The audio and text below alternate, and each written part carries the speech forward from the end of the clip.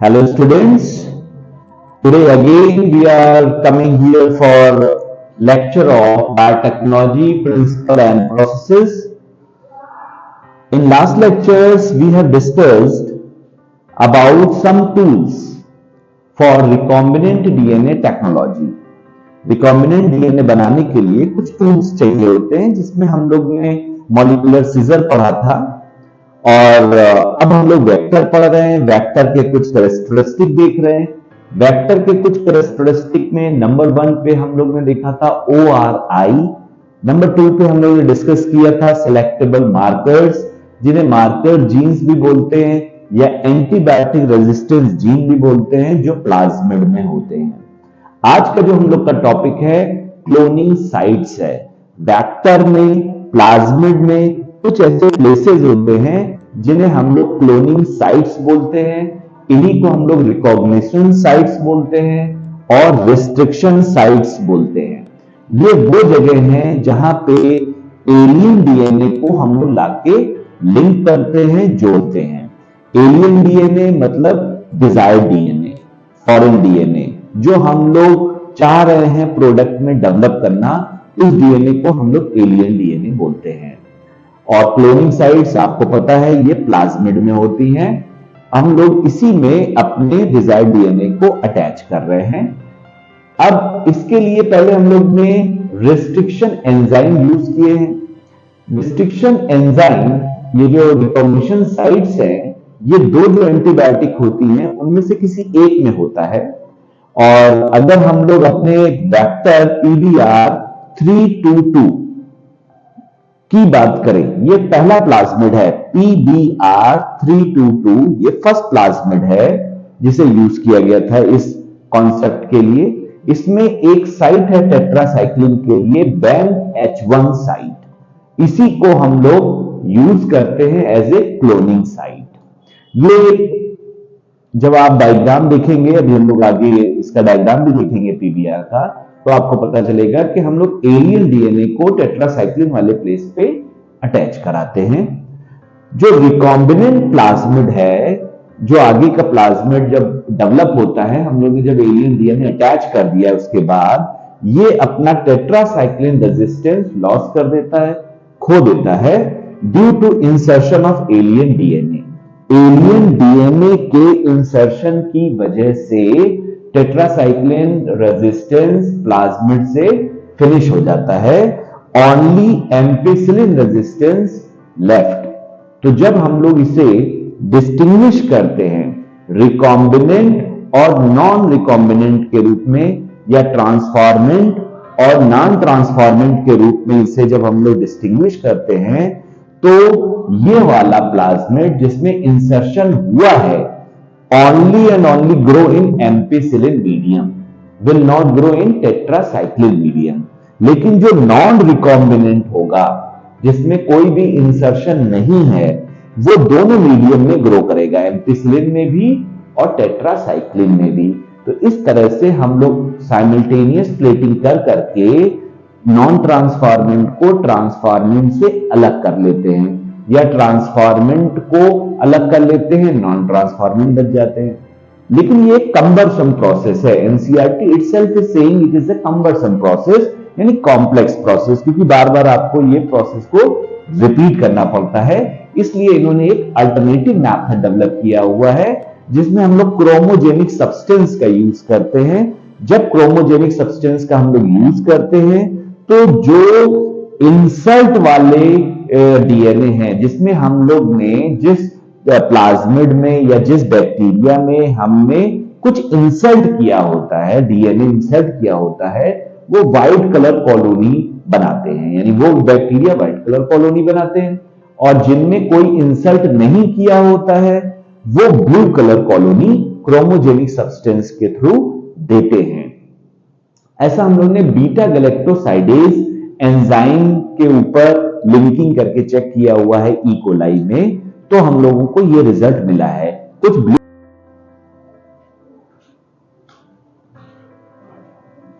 Okay dear students, अभी तक जो हम लोग ने बात करी है वो बात हुई है रिकॉग्निशन साइट की। जब हम लोग रिकॉम्बिनेंट डीएनए बनाते हैं तो उसका क्या प्रोसीजर है, अभी तक हम लोगों ने थ्योरेटिकल पढ़ा है। अब हम लोग इसे डायग्रामेटिक देखते हैं। सपोज ये हमारा एलियन डीएनए है, this is our alien DNA and this is a DNA of vector और प्लाज्मिड। प्लाज्मिड के ये डीएनए को हम लोग ऐसे मान लेते हैं कि ये प्लाज्मिड का सर्कुलर डीएनए है। आप जानते होंगे प्लाज्मिड क्या होता है।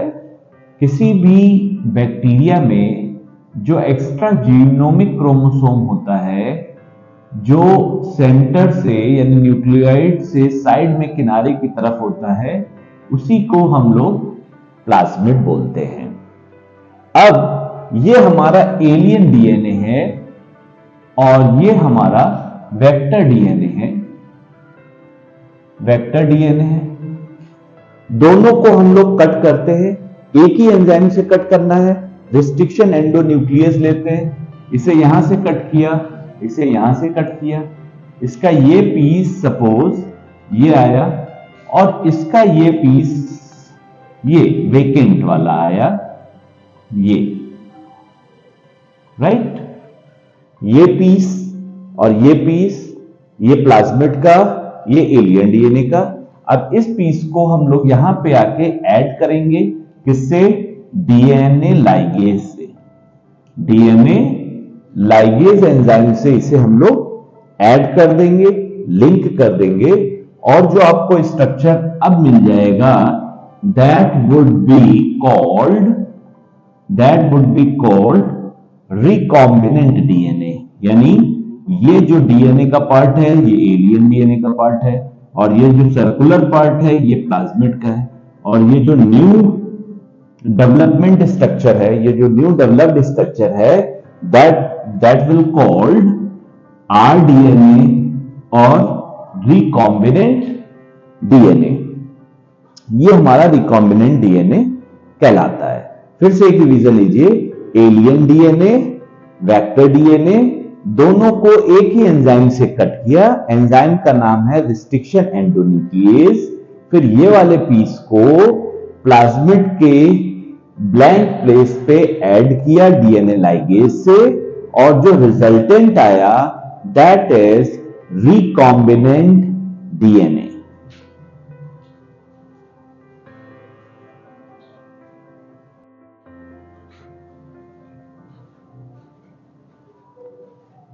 Yes, student, again we'll see how we form recombinant DNA. ये DNA हम लोग मान लेते हैं कि एलियन डीएनए है, this is a alien DNA और ये हमारा वेक्टर डीएनए है, वीडीएनए। ठीक है, तो जैसा हम लोग पहले भी डिस्कस कर चुके हैं कि रिस्ट्रिक्शन एंडोन्यूक्लियेज एक पैलिंड्रोमिक प्लेस पे ही कटिंग करता है, यानी वो 6 बेस पेयर को रिकॉग्नाइज करता है जिसे हम लोग पैलिंड्रोम बोलते हैं। यानी ये 6 बेस पेयर जो होते हैं वो दोनों साइड से रीडिंग पे सेम आते हैं। जैसे अगर आप इसे देखें तो इस साइड से GAATPC है, इधर से देखें GAATPC है, तो ये सारा कॉम्बिनेशन आपको मिलेगा।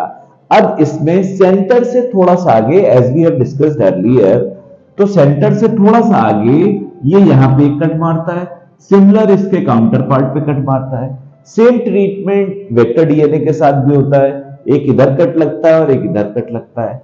अब ये की लॉक सिस्टम की तरह से स्टिकी एंड डेवलप हो जाते हैं। ये स्टिकी एंड डीएनए लाइगेज, यानी जो आपको एक चीज मिलेगी वो आपको इस तरह से स्ट्रक्चर एक मिलेगा और इस साइड में एक स्ट्रक्चर जो मिलेगा that would be AATTC and that would be G, right? So in this way you will get a proper structure, right? And here you will get in this way proper structure.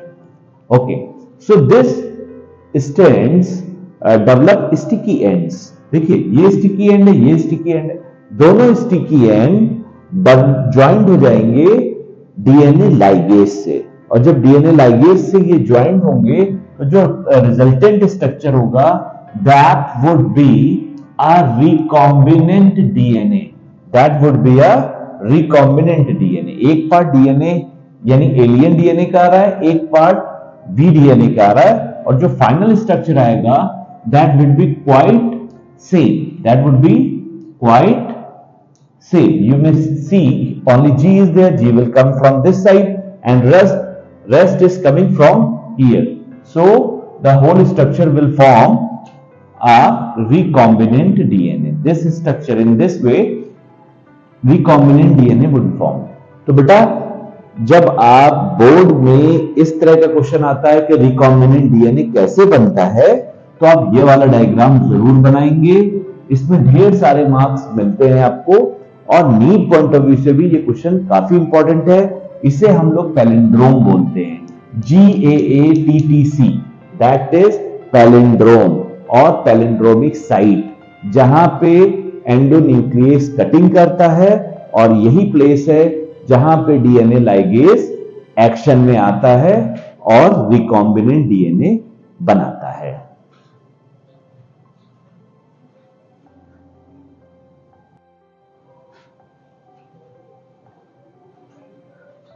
Well students,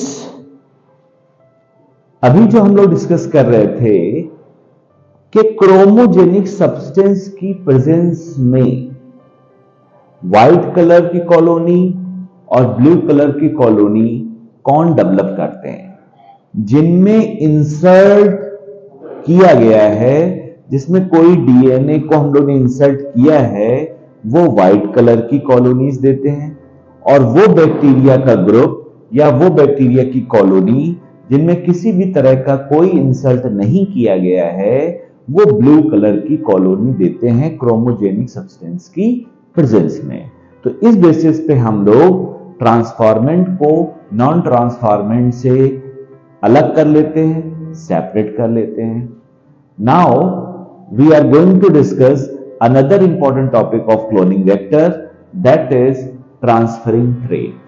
जैसा हम लोग पहले discuss कर चुके हैं कि vector की कुछ कैरेक्टरिस्टिक होती हैं, जिसमें नंबर 1 पे है ORI यानी ओरिजिन ऑफ रेप्लिकेशन, दूसरे नंबर पे है सेलेक्टेबल मार्कर जो मार्कर जीन्स कहलाते हैं, थर्ड पे था क्लोनिंग साइट जहां पे हम लोग एलियन डीएनए को अटैच करते हैं। अब आ रहा है the most important property of vector, that is transferring quality. हम लोग वही वेक्टर चुनते हैं जिनमें ट्रांसफरिंग क्वालिटी होती है। फॉर एग्जाम्पल प्लांट्स के लिए हम लोग वेक्टर बनाते हैं या जहां से प्लाज्मिड लेते हैं, दैट इज एग्रोबैक्टीरियम ट्यूमिफेसियंस। ये बैक्टीरिया पैथोजन है most of the dicot plants. ज्यादातर डाइकॉट प्लांट्स का ये पैथोजन है, प्रॉब्लम क्रिएट करता है, और उन्हें एक पीस ऑफ डीएनए डिलीवर करता है जिसे हम लोग टीडीएनए बोलते हैं। नॉर्मल सेल्स को ये ट्यूमर सेल्स में कन्वर्ट कर देता है। सेम प्रॉपर्टी रेट्रोवायरसेस में भी होती है, जो एनिमल सेल्स की नॉर्मल सेल्स को कैंसरस सेल्स में या ट्यूमर सेल्स में कन्वर्ट कर देती है। हम लोग इन्हीं का टीआई प्लाज्मिड ले लेते हैं, यानी ट्यूमर इंड्यूसिंग प्लाज्मिड ले लेते हैं और उसे क्लोनिंग वेक्टर में मॉडिफाई कर देते हैं। यानी टीआई याद रखना है आपको, ट्यूमर इंड्यूसिंग, टीआई मतलब ट्यूमर इंड्यूसिंग। अब जब हमने इसकी पैथोजेनिक प्रॉपर्टी हटा दी, केवल हम लोग ट्रांसफरिंग प्रॉपर्टी रखते हैं, तो ये हमारे लिए एक डिसआर्म्ड पैथोजन की तरह बन जाता है, और ये डिसआर्म्ड पैथोजन केवल और केवल ट्रांसफरिंग टूल की तरह काम करता है। पैथोजेनिक प्रॉपर्टी पूरी तरह से हम लोग डिलीट कर देते हैं।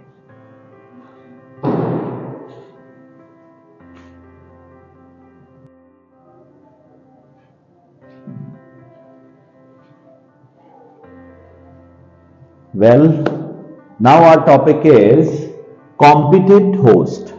बेटा पीछे हम लोग ने जिन चीजों को पढ़ा है वो ये बात हो रही थी कि हमने रिकॉम्बिनेंट डीएनए कैसे बनाना है। रिकॉम्बिनेंट डीएनए जब बन गया तो हम लोग का मेन टारगेट है इसे अपने होस्ट में इंसर्ट कराना। अब इंसर्ट कराना इतना आसान नहीं है, क्योंकि बैक्टीरिया इतनी आसानी से किसी भी एलियन चीज को एक्सेप्ट नहीं करता है। डीएनए एक हाइड्रोफिलिक मॉलिक्यूल है। डीएनए कैसा मॉलिक्यूल है? हाइड्रोफिलिक मॉलिक्यूल है। Can't pass through cell membrane. Cell membrane से आसानी से ये पास नहीं हो सकता, अंदर नहीं जा पाता है, और इसलिए हम लोग को बैक्टीरियल सेल को ट्रीट करना पड़ता है। और इसके ट्रीटमेंट के कई तरीके हैं। नंबर 1 पे आता है ट्रीटमेंट बाय डाइवैलेंट कैटायन, यानी कैल्शियम। कैल्शियम से हम लोग ट्रीट कराते हैं, इसकी मेम्ब्रेन में पोर हो जाते हैं, छेद हो जाते हैं, और फिर हम लोग आरडीएनए को बैक्टीरिया में इंसर्ट कराते हैं। इतनी प्रोसेस करने के बाद फिर हम इसे आइस ट्रीटमेंट देते हैं, हीट शॉक देते हैं, और फिर आइस ट्रीटमेंट देते हैं। हीट शॉक में हम लोग 42 डिग्री सेंटीग्रेड टेम्परेचर रखते हैं। अब बैक्टीरिया आरडीएनए को एक्सेप्ट कर लेता है, ले लेता है। दूसरा हमारा जो प्रोसेस होता है या प्रोसीजर होता है, उसे हम लोग बोलते हैं माइक्रो इंजेक्शंस। माइक्रो इंजेक्शंस में हम लोग आरडीएनए को डायरेक्टली न्यूक्लियस में इंसर्ट कराते हैं और उस एनिमल सेल के न्यूक्लियस में इंजेक्ट कर देते हैं। ये भी एक तरीका है। हमारा नेक्स्ट पैटर्न होता है जीन गन और बैलिस्टिक्स। इसमें हम लोग आरडीएनए की कोटिंग करके टंगस्टन और गोल्ड पार्टिकल, माइक्रो पार्टिकल को हाई वेलोसिटी से बम्बार्डिंग कराते हैं। ये सेल को भेजते हुए अंदर न्यूक्लियस तक पहुंच जाता है।